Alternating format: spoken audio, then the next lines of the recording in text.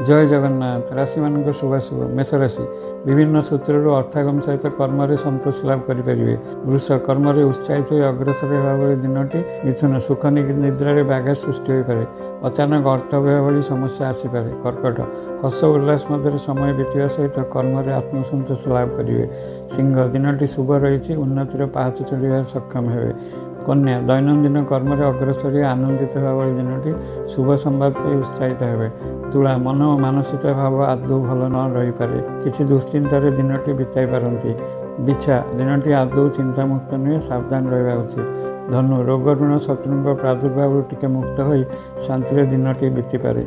मकर द्वंद्व मध्य दिनचर्या रही पारे, विशेषकर निष्पत्ति नेवा कष्टकर हो पारे। कुंभ जिते जहाँ भाविले एक सिद्धांत पहुँचवा कष्टकर। मीन किसी हठात सुजोग मन मध्य साहस आनीपे। बाधाविघ्न रही राशि मैंने संकटमोचन हनुमान को पूजा करते।